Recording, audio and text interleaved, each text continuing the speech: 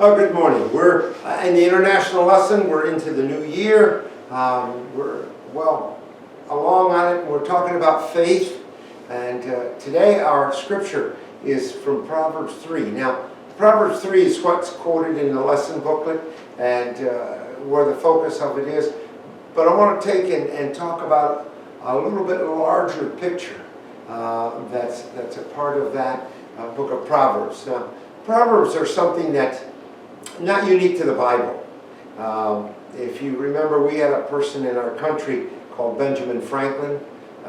He's on dollar bills, and there's a mint in Philadelphia named for him, and other things like that. And avenues are named for him. But Ben Franklin wrote a book called Poor Richard's Almanac. And in that book, he has a lot of proverbs. And so they're there. And in the Bible, they're spoken of as wisdom literature, which is a kind of a literature that is written to help us to think clearly and wisely. It's not narrative like history. It's not doctrine like some of the Bible books would be that have doctrine. And Paul's book to the Romans is particularly a doctrinal book, and some of his other letters. He carries a lot of doctrine. Proverbs are a word. You could have a proverb, a Jewish proverb, and it would be fine as a proverb in any other religion in the world, because the idea is that it's good. Ben Franklin had a proverb that says, a penny saved is a penny earned. Well, yeah, if you save it, you didn't work for it. But what he's saying is, if you know how to save money, you'll have more money. It'll be there. He said, early to bed and early to rise makes a man healthy, wealthy, and wise. And he puts that on it. So we have those proverbs, and they're in the Bible too. The whole book of Proverbs, 31 chapters of them. Now, most of them are credited to Solomon. The last two, 30 and 31 chapters, are to other people in particular. But Solomon may have gathered a lot of them. Solomon may have invented some of them. But they're gathered in the book of Proverbs, and they're credited in the first chapter to Solomon as the writer. Solomon was a very wise man, but he was also a very foolish man. You get into the book of Kings, where it talks about Solomon, and Solomon had many wives. It talks about in that book of Solomon, a book of Kings. Particularly if I go to the 11th chapter of Kings, I want to get right there. That's the 11th chapter. It says, King Solomon loved many foreign women, along with the daughter of Pharaoh. Pharaoh was, of course, the king of Egypt. Moabite, Ammonite, Edomite, Sidonian, and Hittite women from the nations concerning which the Lord had said to Israel, you shall not enter into marriage with them. See, and then it says a little bit later in the Bible that his wives turned away his heart from God. For when Solomon was old, his wives turned away his heart after other gods, and his heart was not true to the Lord God. And it goes on to describe that he built altars for some of those gods. Some of those gods of his wives demanded child sacrifice. You had to sacrifice your child. Hard things. So Solomon, yes, had wisdom, but like us, he also had some foolishness to it. But the Proverbs we have are good for us. And so we're going to read them out of chapter 3. I'm going to read just a couple of them. Where he says in the 3rd verse, do not let loyalty and faithfulness forsake you.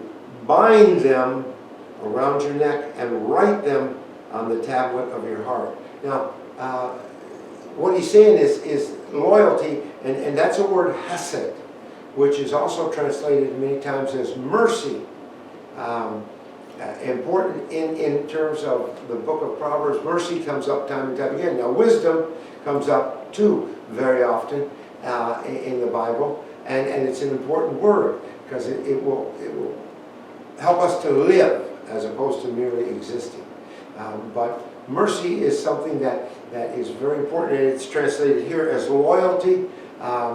In the Psalms, it's often translated as loving kindness. Loving kindness. Now, if I were to go over to Proverbs 31 and just read that a little bit here, there is, it talks about the mother, and it talks about, this is the ode to the capable wife, and in this it says, strength and dignity are her clothing, and she laughs at the time to come. In other words, she's taking care of her family. They're going to be safe with the storm. She opens her mouth with wisdom. There's a key word in the book of Proverbs. And the teachings of kindness. That's the word hesed again. The teachings of kindness is on her tongue. Women aren't mentioned often in the Bible as leaders. But in the book of Proverbs, there are two women contrasted. One is the strange woman, and the other is the mother of the child. And much of the Proverbs say, avoid that strange woman. She'll take you down a bad path. And hear the teaching of your mother, the teachings of kindness and of loyalty, of loving mercy, and that kind of. So we find that in this book of Proverbs as we're reading it. Let loyalty, faithfulness, don't forsake them. Now, that's a statement. But the next statement is another way of stating it. It says, bind them around your neck. If you've got them bound around your neck like a necklace, that's important to you. Necklaces with metals were a sign of your status in life. So you had this metal medallion that hung around you. We honor people in our country with the Congressional Medal of Honor, and it's on a ribbon with a medal hung around your neck. And there are other medals that are like that hung around. They tell about who you are, but they also call you to be faithful to who you are, to be true to it. And then it goes on to say, write them on the tablets of your heart. That's a lot like the Shema, which Hebrew men, boys that have done their mitzvah, do every day, except on the Sabbath. They get up and they say, hear, O Lord, the Lord is God, the Lord is one. You shall love the Lord your God with all your heart, soul, strength, and might. Okay? And you shall bind them upon your forehead, upon your heart, and upon your hand. And they wrap phylacteries that have the contents of those scriptures. So that there's one on their forehead, there's one right here next to the heart, and it goes down and forms the letter Shua on the hand, which is here, Shema, Hear, O Israel. There's that sense of becoming the character that the proverb talks about. And we'll say that in a positive way, it'll say it in a negative way, and then it'll tell you the product of it. Now let me read that in the first verse of Proverbs 3. My child, and that occurs a number of times. It sounds like a father speaking to his son, and it may be that, but it may be a teacher speaking to his pupil, or her pupil.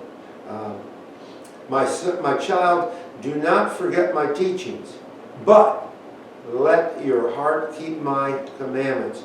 All right? The but contrast is in many of the Proverbs, where it'll make a statement that is a negative statement, and then says, but do this. Okay? But let your heart keep my commandments. Now here's the benefit. For the length of days and years of life and abundant welfare they will give you. So you have either it begins by stating it negatively and then contrasting it with that same statement in a positive way. In other words, don't strike matches in a barn. Okay? That's a negative. Don't strike matches in a barn. Take your matches out of your pocket before you go into the barn. That's a positive. Okay? And why is that? So that the barn doesn't burn down. That's why. And so you have that. And so your dad doesn't get mad at you. So you've got a positive statement and then a negative statement, sometimes a negative statement and then a positive. We call that parallelism. They're saying the same thing, but using a different form to do that. And you find that in all of the Proverbs. Parallelism is in there. Sometimes there'll be a negative statement and 2 positive statements. So you get 3 statements. But then there'll be the benefit that follows it. And usually it has to do with health, with wisdom, and with learning to live in mercy, hesed, and loving kindness. And so it goes down. Now I'm not going to read all of those, but I marked them in my Bible with a positive and a negative so that I would see them as we go along. Here's a positive, double positive. Happy are those who find wisdom and those who get understanding. Now, it's the same thing. Wisdom and understanding are basically the same thing. If you have true understanding, if you have true perception, and live by that, you'll have wisdom. Many times we make bad mistakes because what we thought was true and good didn't turn out to be that way. There's an old statement that says, choose your friends carefully. All right? Now there's another statement that I'm going to mention here that isn't in the Bible, but it could well be. But, happy are those who find wisdom and those who get understanding, for her income is better than silver and her revenue better than gold. See the benefit that follows? If you live by the proverb, if you live by this wisdom, then this will be the outcome in your life. So we have that important thing that's in there. And it's clothed in the imagery of a parent, whether it's a father or mother or a teacher. Many times teachers would give that understanding. Proverbs are easy to learn. They're kind of sing-song. If you think about Jesus teaching with parables. Now, parables aren't proverbs, but they could be like an expanded proverb. And they don't necessarily talk about a benefit, but they imply a benefit. If you think about Jesus' parables, for instance, he told the story of the Good Samaritan. Well, he never uses the word good. We've just added that word to it because in Jewish times, in Jesus' time, there was no such thing as a Good Samaritan. They didn't believe that. Now there were, but they didn't believe it. And so he told the story. Well, it almost sounded like heresy that he was talking about a Samaritan being good. But the implication was when the young man said, what should I do? Jesus said, go and do likewise. In other words, you go and be like the Good Samaritan. All right? That's the product of it because it'll make your life better. So the wisdom literature, and there's other wisdom literature too besides Proverbs. Psalms is one of them that's a wisdom literature. The book of Job is wisdom literature in a narrative form telling a story. Then you've got Ecclesiastes, and you've got Song of Solomon, and they're all wisdom literature telling us how to live in a way that's healthy. And the Bible oftentimes will speak it that it brings health to your bones. Okay, like warms the cockles of your heart. Whatever the cockles of your heart is, it'll do that. Well, those are statements that we have that are part of that.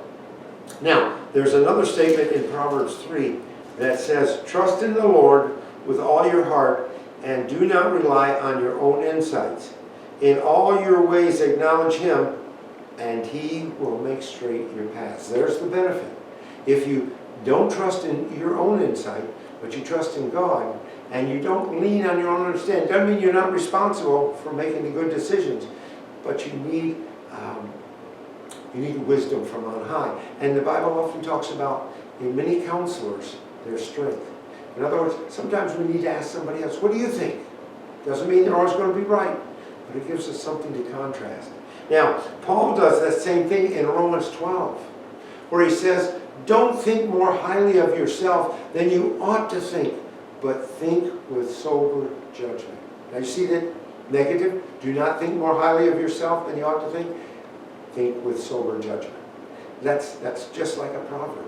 It's like the parallelism that he's talking about. And Paul was trained in good Hebrew wisdom literature. He would have known the Proverbs.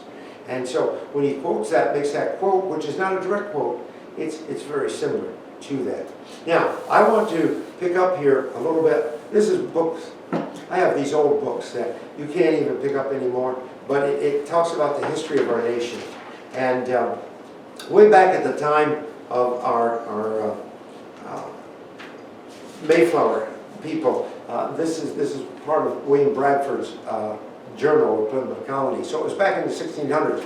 Well, in the late 1600s, early 1700s, we started some schools, and one of them, the books used was the Bay Psalm book.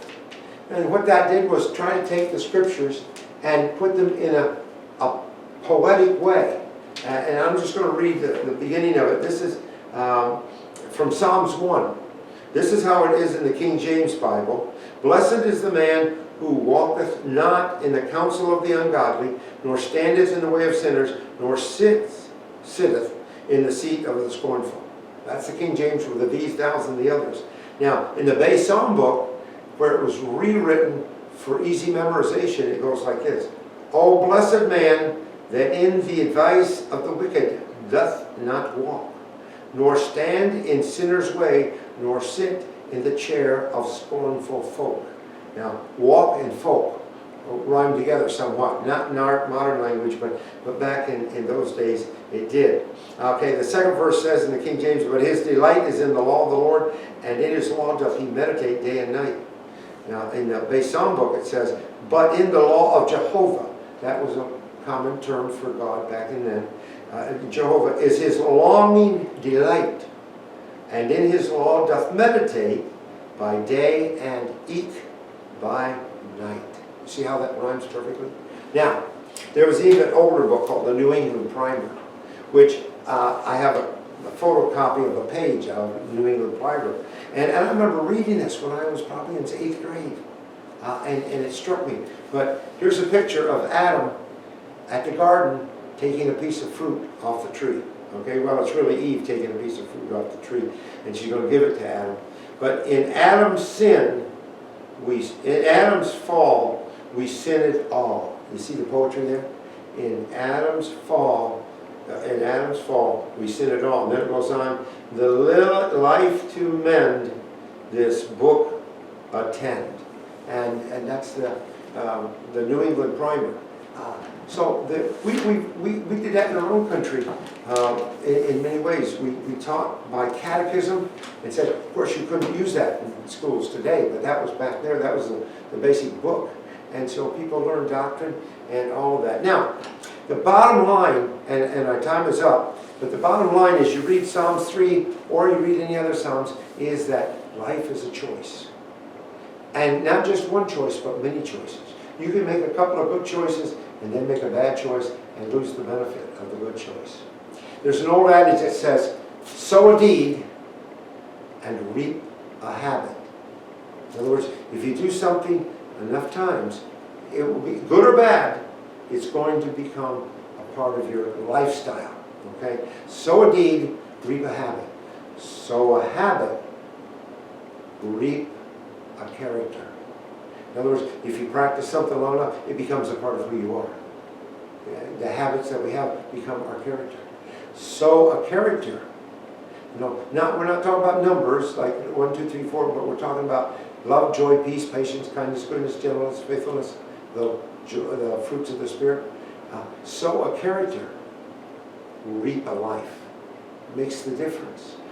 Sow a life, reap a destiny. Those choices have to be made over and over and over again. It's not just, well, I made that choice a long time ago. No, we keep on making choices. And you think about that in the Bible. Moses tells the people, you got to choose who you're going to serve. Joshua, when he takes over, says, choose this day whom you're going to serve. Isaiah says, you need to choose what you're going to eat. Why do you work for that which does not satisfy? Come and get what God offers. Make a choice for God. And even Jesus did it in the New Testament, where he said to people, people came to him to follow him. And they said, what do we have to do? And he gave them the word to a young man in Mark 5. He said, you go sell everything you have and come and follow me. Give that to the poor. And the young man walked away, made a choice. And Jesus wept for him because he saw the potential. See, the wisdom literature tells us we make choices and we never can stop making them. Because when you refuse to make a choice, you make a choice. And so we have that.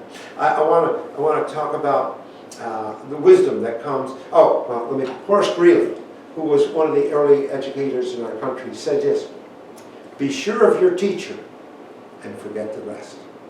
In other words, know who's teaching you what, and you don't have to worry about the rest of it. I encountered a young girl. The psalmist in the 8th Psalm says, out of the mouths of babes and sucklings have you established peace. I drove school bus for special ed for many, many years, and those kids said things that amazed me. And they had perhaps no idea of how deep their thinking was. For instance, one little girl talking to one of the instructors and said, the teacher was very wise. But this little girl said, you know, I don't know more than you do know. Now you think about that. I don't know more, and that's probably true. There's more things that we don't know than that we do. We may be a specialist in some areas. And such. I remember a story of a young boy becoming a doctor, and he wrote to his father and he said, I'm going to become a doctor. And the father said, okay, that's good, you're going to be a doctor. And then he wrote again, he said, I'm going to specialize in the head. Okay, the rest of the body we're not going to worry about, gastrointestinal, foot, lungs, heart, I'm not going to do that. I'm going to specialize in the head. And then he wrote his father later, and he said, I'm going to become ear, nose, and throat specialist. Oh, okay, ear, nose, and throat, that's a specialist. And then he wrote later to his father, he said, I'm going to specialize in the nose. And his father wrote back, which nostril? And so sometimes we get so specialized that we lose our ability to understand the larger picture. One more illustration, and then I got to go. I had on my bus a young girl, as I mentioned, special ed, and we had bus mothers that had to ride because our kids had special needs. And as a driver, you had to have somebody else help you sometimes. And this mother, because she had to get on at the first stop, and then got off at the school, and then got back on the bus, had to spend the day at the school too. And then I would take her back, she'd be the last person off again. And she was telling me this about her daughter. She said one time her daughter was talking to her, and she said, Mama, when I die, now that's a pretty deep thought for a young kid who's mentally challenged, but she said this, Mama, when I die, I won't be like this, will I? She had a sense that said, there's something that I'm missing in life. But when I die and God takes me, now this was a Roman Catholic school, so religion was very important in the teachings of the school with the nuns and Mother Superior. But I sat, those kids said a lot to me, and their parents said a lot to me. I never forgot that. When I die, I won't be like her. She had hope, a deep hope and a deep wisdom that was profound to me. Well, we need to pray. Father, thank you for this day that you've given to us. Help us to indeed be your people of wisdom and receive those benefits. In Jesus' name, amen. All right, see you next week.